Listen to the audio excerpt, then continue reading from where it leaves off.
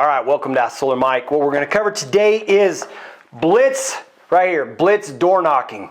So you're going out trying to figure out how to start generating appointments. And so I'm going to show you a framework. And this framework, you'll see it's just going to be attached somewhere here down below where you can see it.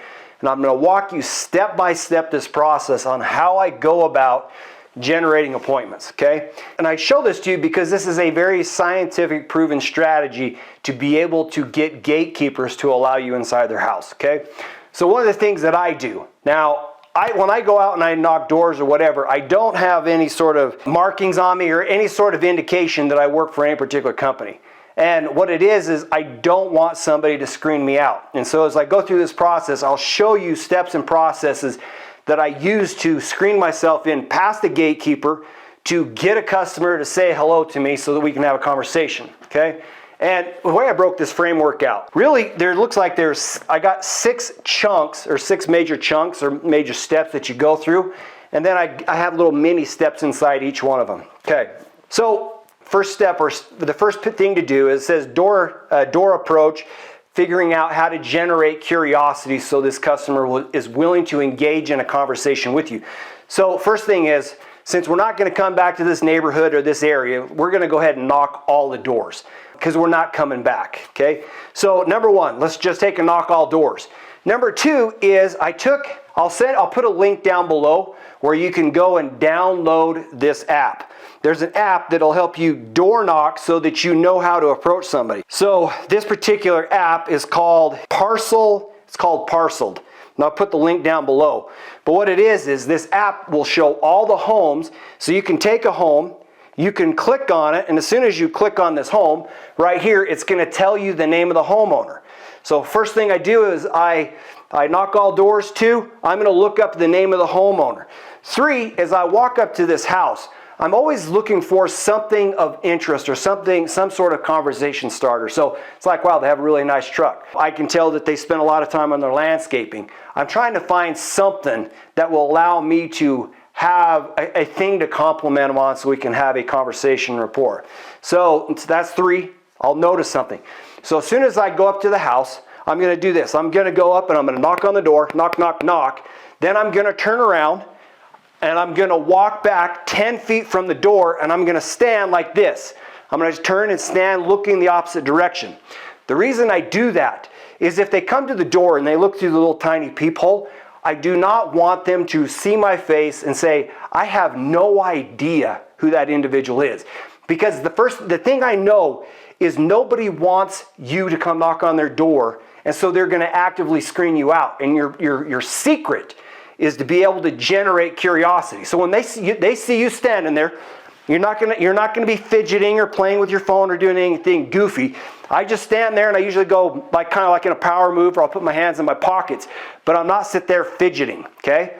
And that's what I'll do. And then when somebody comes to the door and open it, that's when I go over to this next phase, which is called get past gatekeeper / screener. So here's how I get past the gatekeeper, the screener, who's going to try to prevent me from talking to the customer. Because I already looked up their name on the app, I'm going to ask for the husband by the first name, and I'm going to say it like a friend. So like if I knocked on your door and your name was Bob, I would knock on it and you open the door. Let's say it's your wife. I'm like, hey, is Bob by chance here? I'm probably going to use those exact words. Hey, is Bob by chance here? Because it sounds like I'm a friend. It sounds like I know exactly who Bob is. If I say, hey, is Mr. Jones here? They're going to go, oh, nobody refers to him formal. That's like, they'll screen you out. Or if a kid comes to the door, I'll say, hey, is your daddy by chance home? I'll say it just like I would approach a friend. Hey, is your daddy by chance home? Then they're like, oh, well, in their head, all of a sudden they're like, hey, like they know exactly who this person is. So then they're interested in having this conversation with you or to let you talk with them. So I will ask for the guy every single time. And the reason is 90% of the time, 95% of the time, the person who buys is a guy. And so typically what I've run into in the past is if I knock on the door, I talk to a woman, I set the appointment with the woman, the husband comes home and he's like, I don't want to talk about solar. And then he'll actually just send us on our way so we'll never get past the gatekeeper. Collectively, think of it like a casino. I'm trying to bet with the greatest odds. Now, are there women out there that are actually the buying and decision maker inside that home? 100%. But I'm treating it like a casino so that I have the greatest amount of odds. So if a woman comes to the door and you think you can take your chance. My experience is most of the time you get turned away. When you come back to meet with the husband, if the husband wasn't a part of the setting the appointment, okay? So now I'm on step number 6.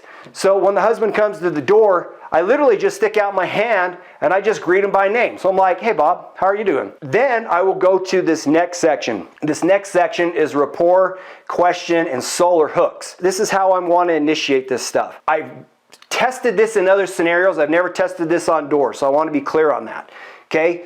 But here's what, I'll tell you the science behind it. So step number 7, it says, ask, did I catch you at a bad time?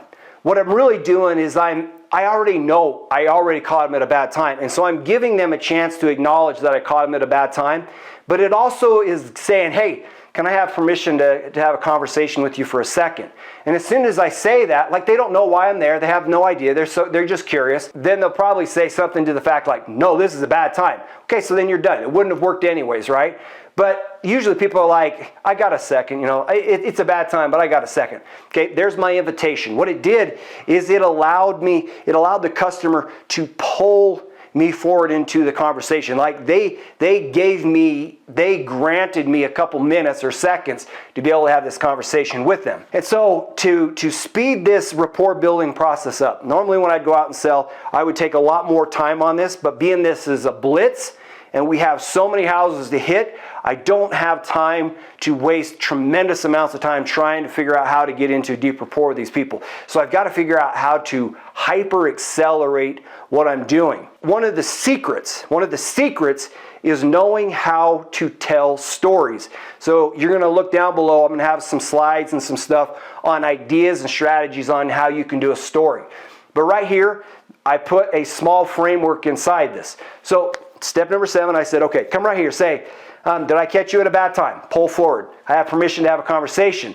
And then I said, okay, we're just a local solar company. In fact, I don't even want to say my name at this point, okay?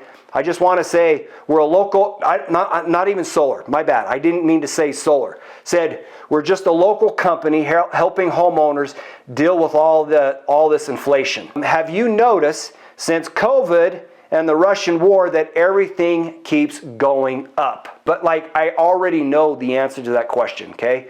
I'm asking questions that I know the answer to so I can introduce a conversation. And then I'll throw out something like, have you noticed that eggs used to be 99 cents and now they're $5? Like everything continues to go up. And one of the things that we look at is next right here, it says natural gas has gone up 80% in the last 2 years and electricity has gone up 90%. And like we are straight up in an all-out energy war right now. The cost of everything keeps going up and our energy to take into power our homes has gone up exponentially. And then right here, I'm just going to say, have you guys ever considered solar? In fact, I need to add that to the slide. Like when I put solar up on houses, I put it up on their houses with nothing down, but it literally cuts their electric bill in half. And so as the cost of energy continues to rise, like it doesn't actually hurt them because solar panels don't care who the president is. They don't care what's happening in the world. They don't care what inflation's doing. They just have one job, is just to produce power. Right there, you're going to probably figure out how to get into a little bit of a conversation so that you can discuss solar. This is also the point in the conversation where you're probably going to start getting objections, okay? And objections aren't bad. It's just a way for the customer to say, hey, help me understand more, like why should I be interested? So step number 8, this is important. Always align with the customer. If the customer says, you know, I think solar panels are a scam, it's like, man, yeah, I've heard that from a lot of people. In fact, I used to think the exact same thing, but things have changed. And here's what I mean.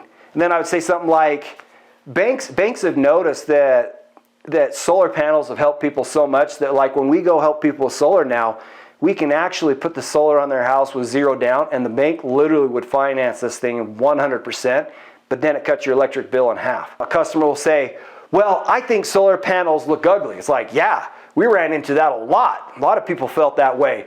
We used to use like blue panels And like customers hated that. And then we used these, like they're black panels, but they had white paper behind it. So it kind of looked like a checkerboard with these white lines on it. Customers really didn't like that, but it was better. But now when we started doing it, we use these black on black. And now customers actually really like it. See, this is what I mean is I agree with the customer in step 8, and then you see right here, step 9, it says things have changed. What the customer needs is new information to make a new decision. You'll have a customer say, well, I hate it because they put a lien against my house. You're like, yeah, customers hated that. We don't do that anymore. So what we do is we've taken, when somebody gets solar, we create a title for the solar panels so that if somebody, like for some reason, some weird reason didn't want to keep paying on it, basically they could come out and repossess the solar panels. So whatever it is, just agree with them in step 8, move to step 9, say things have changed, and then you can go to step 10 and say, I mean, does that make sense? Or is that better? Like somehow I just like to do a little pullback, or what I call a trial close, is to get them to say, I want your head to go up and down. That's really what I'm trying to do here. Is like, does that make sense? Are you getting this? It's like crazy, right? It's cool, huh? And so you'll get people to take and say, okay, yeah, like, yeah, that solves that problem. Now I could actually be interested in it. So then we're gonna go over to the next chunk, which is the pullback. The pullback, if your pitch is missing this right here, you're dead in the water, because this is the secret sauce of allowing somebody to be willing to take an appointment with you. Really what a pullback is like, think of a piece of rope, okay? You can't push rope. If you take rope and you push it, it's just gonna crumple up in your hand. But you can take rope and you can pull it. What you need to do is the customer, it's like there's a rope here, the customer needs to pull you towards them. They need to pull you forward into being interested in what you're offering. Problem with sales guys is we come out like, think network marketing. They come out, buy my juice, it's the coolest thing ever. And you're like, what if I don't want your juice, okay? Like, have you ever considered what I want? The pullback takes into consideration what the customer wants. So the pullback says, hey, we can run the numbers for you so you can see if that would benefit you. That way you can decide if it's actually worth it. And then here's my pullback. So I just told you, we'll show you the numbers so you can decide. My pullback is, would that be fair? Keyword, fair, fair, fair, fair. It's the F word. Fair. Everybody wants to be fair. And then I just dropped that. I said, would that be fair? That right there allows the customer to say, that would be fair.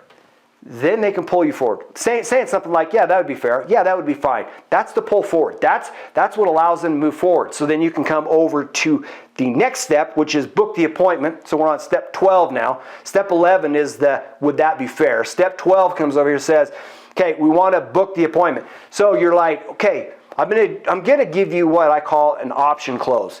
And so when I book the appointment, step 12 is you have to have all the decision makers there. Meaning, you have to make sure that the husband's there and the wife's there, or whatever it is, like whatever configuration that makes up that family. So if it's 2 dudes, it's 2 girls, if it's just a single person, whatever it is.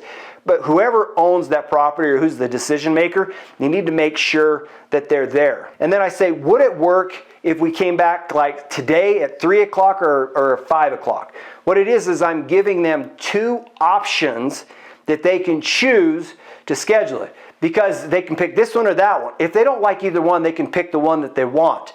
Then you can take and schedule the appointment. That right there is the Blitz door knocking. This thing was designed to allow you to go through the proper process, get past the gatekeeper, to have a conversation with somebody, to do a pullback, overcome some objections, and to book this appointment. The process is not super complex. To help you with the rapport building, what I'm gonna do is I'm going to share another set of videos down below that are story-based, that will help you be able to generate some rapport with the customer, to be able to generate some interest. Okay, I'll see you in the next module.